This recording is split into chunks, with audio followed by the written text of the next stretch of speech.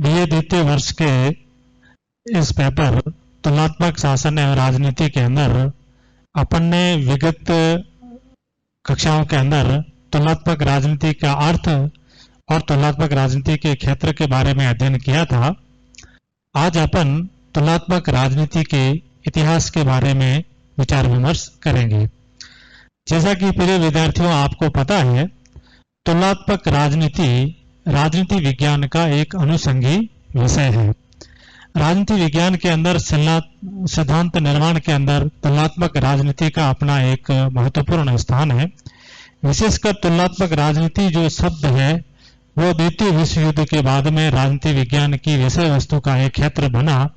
लेकिन तुलनात्मक राजनीति के अगर अपन इतिहास पर बात करें तो तुलनात्मक राजनीति का इतिहास उतना ही पुराना है जितना राजनीतिक चिंतन। जब से मानव के राजनीतिक व्यवहार, राज्य, संस्था, सरकार के बारे में अध्ययन अध्यापन की प्रक्रिया शुरू हुई है, उसी के साथ साथ कुछ कम अधिक मात्रा में सभी संस्थाओं की तुलना करना और उसके विश्लेषण और अध्ययन के बाद में सिद्धांत निर्माण करने की प्रक्रिया चलती आ रही है। तुलनात्मक राजनीति के अंदर फर्क इतना आया है कि सबसे पहले तुलनात्मक विश्लेषण का महत्व होता था और वर्तमान में उस तुलनात्मक विश्लेषण का जगह जो है वो तुलनात्मक राजनीति ने ले लिए। तुलनात्मक राजनीति का इतिहास के बारे में अपन बात करें तो तुलनात्मक राजनीति के विकास के 3 चरण रहे हैं। सबसे पहला है द्वितीय विश्व युद्ध से पूर्व तुलनात्मक राजनीति। अपन अगर तुलनात्मक राजनीति के इतिहास पर चर्चा करते हैं तो इसके कुछ 3 चरण हैं। उसमें सबसे पहला चरण है द्वितीय विश्व युद्ध से पूर्व तुलनात्मक राजनीति किस अवस्था के अंदर थी। प्रिय विद्यार्थियों, द्वितीय विश्व युद्ध से पहले तुलनात्मक राजनीति, जैसा कि मैंने आपको बताया कि तुलनात्मक राजनीति का इतिहास उतना ही पुराना है जितना कि मानव का राजनीतिक चिंतन। मानव के राजनीतिक चिंतन की शुरुआत जैसा कि प्लेटो से मानी जाती है। प्लेटो राजनीतिक चिंतन पर शुरुआत करने वाला पहला व्यक्ति था यूनान के अंदर, और प्लेटो के शिष्य अरस्तु ने सबसे पहले राजनीति विज्ञान के अंदर तुलनात्मक पद्धति का समावेश किया। अरस्तु वह राज्य वैज्ञानिक था जिसने अपने सिद्धांतों का निर्माण करने से पहले उस समय की 158 संविधानों का अध्ययन किया। उस 158 संविधानों की समानताओं और असमानताओं का विस्तृत अध्ययन करने के बाद में अरस्तु ने अपने सभी राजनीतिक सिद्धांतों का या अपने समय के जितने भी अपने राजनीतिक सिद्धांत थे उनका प्रतिपादन किया। हम संक्षेप में यह कह सकते हैं कि बीज रूप के अंदर, शुरुआती स्टेटस के अंदर अरस्तु वह पहला राजनीति वैज्ञानिक था जिसने सिद्धांत निर्माण के अंदर विभिन्न संस्थाओं की तुलना करने और उनका विश्लेषण करने के बाद में ही आगमनात्मक पद्धति के आधार पर सिद्धांत निर्माण की तरफ आगे बढ़ा। उसने अपने सिद्धांतों का निर्माण करने से पहले 158 देशों के संविधानों का अध्ययन किया और उसके पश्चात संविधान निर्माण का कोशिश किया। उसके बाद में अरस्तु के बाद में तुलनात्मक राजनीति का सबसे अधिक प्रयोग सिद्धांत निर्माण में करने वाले विचारक हैं मैकियावली। मैकियावली को पुनर्जागरण का शिशु कहा जाता है। पुनर्जागरण के दौर में मैकियावली ही वह एकमात्र ऐसा व्यक्ति था जिसने सभी सिद्धांत निर्माण के अंदर मानव और शासन किस तरह से किया जाता है इस बिंदु को बीच में रखकर अपने सिद्धांत का निर्माण किया। मैकियावली अपने सिद्धांत निर्माण के अंदर इतिहासवाद का सहारा लेता है। वह अपने जमाने की, अपने समय से पूर्व के इतिहास का विस्तृत अध्ययन करने के बाद में एक राजा को या एक शासक को किस तरह से शासन करना चाहिए उसका विवरण अपनी पुस्तक प्रिंस के अंदर करता है। प्रिंस के अंदर उसने इतिहासवाद के आधार पर ही अपने सिद्धांतों का निर्माण किया है। इतिहास के विभिन्न कालों का तुलनात्मक अध्ययन करने के बाद में ही मैकियावली एक सिद्धांत निर्माण या एक शासन को किस तरह से शासन करना चाहिए इस बिंदु तक पहुंचता है। मैकियावली के बाद में इस बिंदु पर सबसे पहले मोंटेस्क्यू ने इस तुलनात्मक राजनीति का सिद्धांत का प्रतिपादन किया, या इस तुलनात्मक अपने सिद्धांतों के निर्माण के अंदर तुलना का सहारा लेने वाला तीसरा व्यक्ति मॉन्टेस्क्यू को प्रमुख रूप से माना जाता है, जिसने अपनी पुस्तक स्पिरिट ऑफ लॉज, कानून की आत्मा, इस पुस्तक की रचना करते वक्त उसने उस अपने जमाने की इतिहास का, अपने जमाने की राजनीतिक संस्थाओं का तुलनात्मक अध्ययन करने के बाद में है वह स्पिरिट ऑफ लॉज की रचना करता है और एक महत्वपूर्ण सिद्धांत का प्रतिस्थापन करता है कि जितने भी संस्थाएं हैं वो एक दिन के अंदर या रात के अंदर नहीं बनती है, बल्कि जिस तरह से पौधे का या बालक का स्नेह स्नेह विकास होता है, उसी तरह राजनीति विज्ञान के अंदर संस्थाओं का धीरे धीरे विकास होता है और इस विकासवादी उसको विकासवाद का जनक भी कहा जाता है।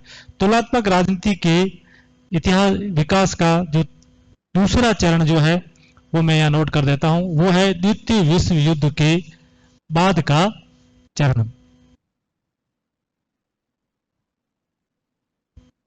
द्वितीय विश्व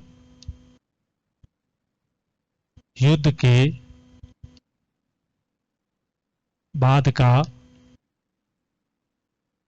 चरण, यानी 1949 के बाद में तुलनात्मक राजनीति के विकास के अंदर दो महत्वपूर्ण विद्वानों हेक्सर और मैक्रेडिस, हेक्सर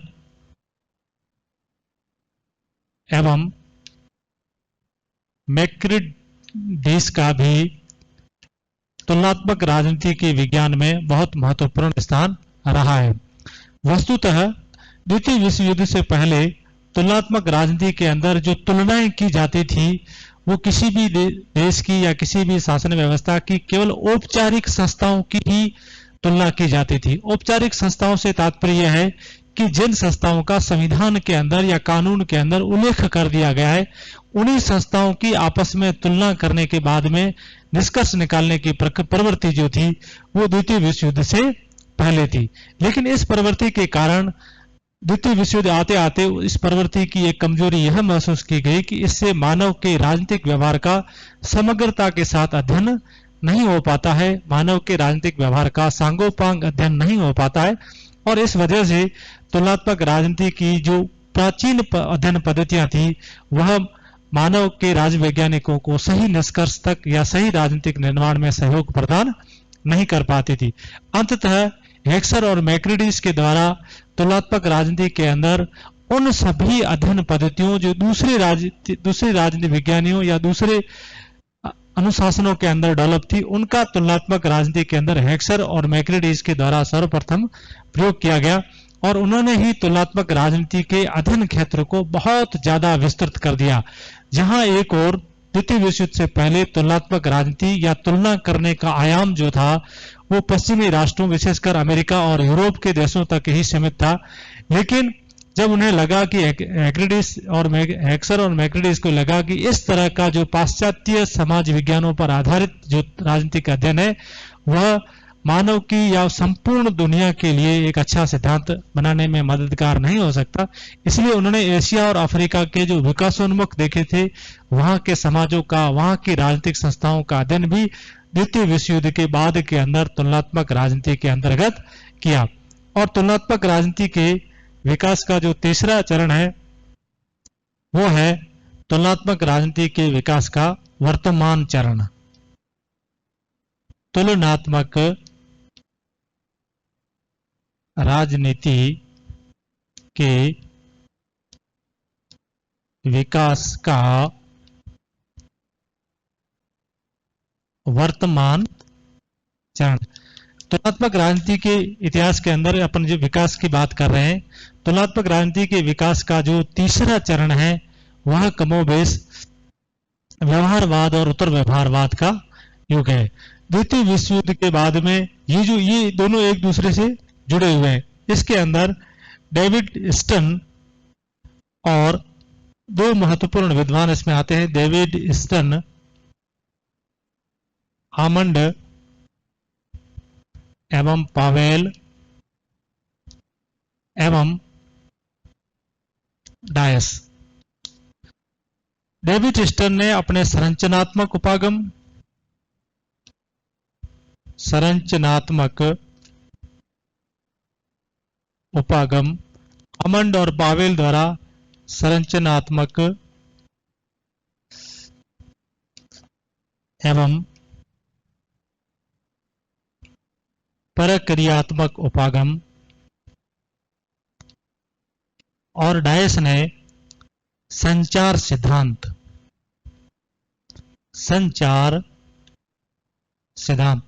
इन सिद्धांतों के आधार पर तुलनात्मक राजनीति के विकास की बात की है। द्वितीय विश्व के तुलनात्मक राजनीति के इस तृतीय चरण के अंदर जिन विद्वानों का सबसे अधिक तुलनात्मक राजनीति के विकास के अंदर योगदान रहा है वो है डेविड स्टर्न, आमंड और पावेल और डायस। डेविड स्टर्न ने द्वितीय विश्व युद्ध के बाद में राजनीतिक व्यवस्था को समझने के लिए संरचनात्मक उपागम का सहारा लिया और इसके अंदर वो कई शब्दावलियां उपयोग करता है, जैसे मांग करता है, समर्थन करता है, फीडबैक करता है इत्यादि, आगत करता है, निर्गत करता है। इन शब्दावलियों के आधार पर उन्होंने विभिन्न राजनीतिक व्यवस्थाओं की संरचनाओं का एक तुलनात्मक खाका राजनीति विज्ञानियों के सामने रखा और उसके आधार पर निष्कर्ष निकालने की प्रवृत्ति का बल दिया। इससे थोड़ा आगे बढ़कर आमंड और पावेल ने इसके सिद्धांत के अंदर सुझा। उन्होंने कहा संरचना का अध्ययन करने के साथ साथ में ये संरचनाएं प्रक्रियात्मक स्तर पर किस तरह से कार्य करती है इसका भी तो राजनीति विज्ञान के अंदर अध्ययन किया जाना चाहिए और प्रकार्य, इसमें प्रकार्य, विकार्य इत्यादि शब्दावली का इस्तेमाल करके वह तुलना के दायरे को संरचनात्मक के साथ साथ प्रक्रियात्मक स्तर तक भी ले जाता है। और डायस के अंदर संचार सिद्धांत के अंदर भार, विलोपन इत्यादि के आधार पर वह तुलना के ऊपर बल देता है। तो कहने का तात्पर्य यह है कि वर्तमान समय के अंदर डेविड स्टर्न, आमंड और पावेल और डायस ने तुलनात्मक राजनीति के अंदर विभिन्न राजनीतिक व्यवस्थाओं के बीच में, विभिन्न देशों की शासन प्रणालियों के बीच में तुलना का जो आधार है, तुलना का जो महत्व है, तुलना का जो क्षेत्र है वो बहुत अधिक विस्तृत कर दिया गया है और उसको राजनीति विज्ञान की परिभाषा के अंदर समेट दिया गया है। अब अपन संक्षेप में थोड़ा ये देख लेते हैं कि तुलनात्मक राजनीति के विकास का प्रभाव क्या पड़ा है। तुलनात्मक राजनीति अपने जिन 3 चरणों से होकर गुजरी है, तो इन 3 चरणों का अध्ययन क्षेत्र पर या विषय वस्तु पर या मानव के राजनीतिक व्यवहार का सिद्धांत निर्माण के अंदर क्या प्रभाव पड़ा है। तो सबसे पहला प्रभाव है गैर पश्चिमी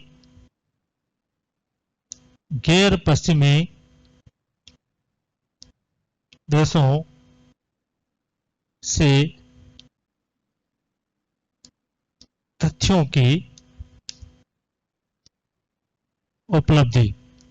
तुलनात्मक राजनीति के विकास का सबसे पहला इंप्लीकेशन या पहला प्रभाव यह पड़ा कि तुलनात्मक राजनीति के अंदर गैर पश्चिमी देशों से तथ्यों की उपलब्धि हमें अपने अध्ययन के अंदर शामिल करनी पड़ी।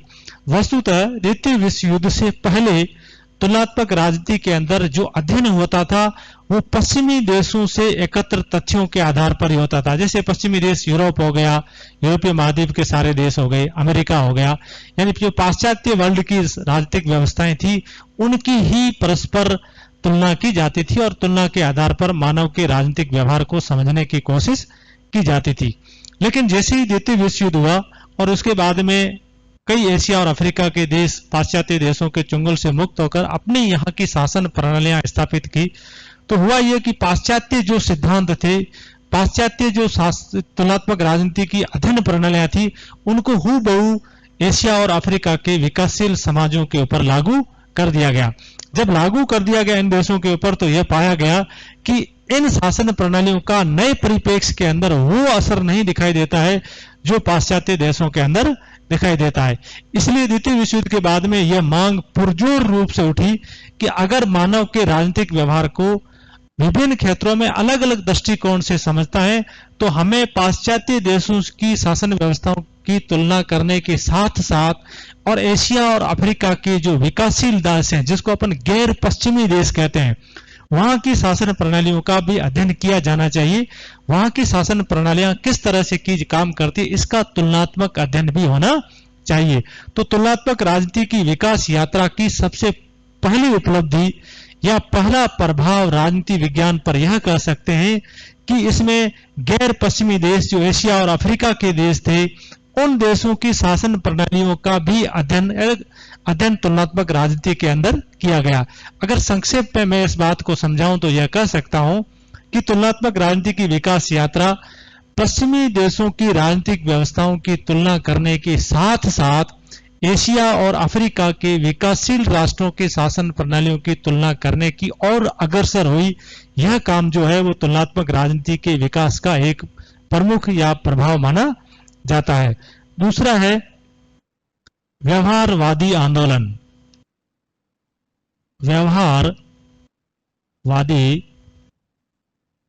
आंदोलन तुलनात्मक राजनीति के विकास का एक महत्वपूर्ण प्रभाव यह पड़ा कि तुलनात्मक राजनीति का स्नेह स्नेह जैसे धीरे धीरे विकास हुआ तो उसके अध्ययन का जो केंद्र बिंदु है वह मानव का व्यवहार बन गया।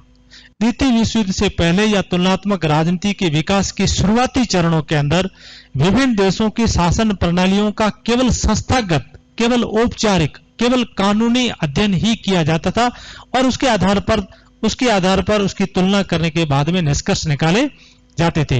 लेकिन तुलनात्मक राजनीति के विकास की प्रक्रिया स्नेह स्नेह जैसे ही आगे बढ़ी तब यह महसूस किया जाने लगा कि ये जो तुलना विभिन्न देशों की शासन प्रणालियों का केवल कानूनी और औपचारिक अध्ययन है, ये हमें सिद्धांत निर्माण के अंदर सटीकता या वैज्ञानिकता या सही जो सांगोपांग सिद्धांत निर्माण में सहायक नहीं है। इसलिए होना यह चाहिए कि अब जो सिद्धांत निर्माण का कार्य किया जाएगा विभिन्न देशों की शासन प्रणालियों की तुलना करने के लिए उसमें मानव के राजनीतिक व्यवहार को केंद्र बिंदु माना गया है।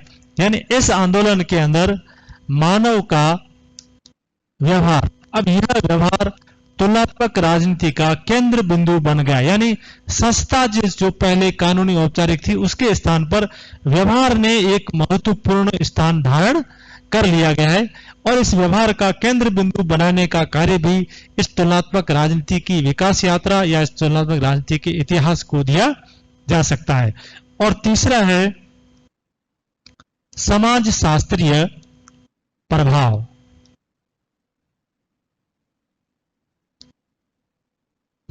तुलनात्मक राजनीति के विकास का तीसरा प्रभाव यह है समाज शास्त्रीय प्रभाव। तुलनात्मक राजनीति का शुरुआती चरण कहने का तात्पर्य द्वितीय महायुद्ध से पहले यह माना जाता था कि मानव का राजनीतिक व्यवहार जो है वो स्वायत्त होता है और केवल राजनीतिक संस्थाओं से ही प्रभावित होता है। अगर मानव के राजनीतिक व्यवहार को समझना है तो हमें संस्थाओं का केवल कानूनी या औपचारिक अध्ययन कर लेना चाहिए और इससे हमारा काम चल जाएगा। लेकिन द्वितीय विश्व युद्ध के बाद में इस विषय पर बहुत गहनता के साथ समझा गया कि मानव का राजनीतिक व्यवहार स्वायत्त नहीं है या ये स्वतंत्र नहीं है। मानव का राजनीतिक व्यवहार अनेक घटकों से प्रभावित होने के बाद में एक विशिष्ट शकल प्राप्त करता है। इसलिए मानव के राजनीतिक व्यवहार को अगर हमें समझना है तो उस मानव जिस समाज में रहता है उस समाज का अध्ययन बहुत जरूरी है। कहने का तात्पर्य यह है कि तुलनात्मक राजनीति विज्ञान का जो विकास है, जो इतिहास है, वो हमें यह सीख देता है, हमारे ऊपर यह प्रभाव छोड़ता है कि अगर मानव के राजनीतिक व्यवहार को पढ़ना है तो मानव जिस समाज के अंदर रहता है उस समाज का अध्ययन भी किया जाना चाहिए, जिसको समाज शास्त्रीय प्रभाव कहते हैं। संक्षेप में कहें तो हम यह कह सकते हैं कि तुलनात्मक राजनीति का विकास यात्रा हमें इस बात के लिए बाध्य करती है कि अगर मानव के राजनीतिक व्यवहार का सांगोपांग अध्ययन करना है, मानव के राजनीतिक व्यवहार को बहुत विस्तृत परिप्रेक्ष्य में और उसके वास्तविक परिप्रेक्ष्य में समझना है, तो मानव जिस समाज के अंदर रहता है, क्योंकि जो समाज में रहता है समाज मानव के राजनीतिक व्यवहार को प्रभावित करता है, इसलिए मानव के राजनीतिक व्यवहार को हम जब तक समाज के परिप्रेक्ष्य में नहीं समझेंगे तब तक मानव के राजनीतिक व्यवहार को हम अच्छी तरह से नहीं समझ सकते। तुलनात्मक राजनीति हमें यह कहती है कि मानव के राजनीतिक व्यवहार को अगर समझना है तो उसको समाज के परिप्रेक्ष्य में ही समझना चाहिए। तो ये तीन महत्वपूर्ण परिवर्तन जो तुलनात्मक राजनीति की वजह से राजनीति विज्ञान के अंदर आए, जिसका अपन प्रभाव के रूप में अध्ययन किया। तो आज अपने तुलनात्मक राजनीति का इतिहास या विकास की यात्रा यहीं समाप्त होती है।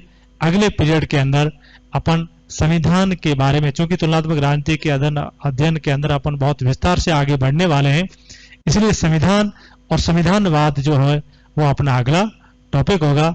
बहुत बहुत धन्यवाद।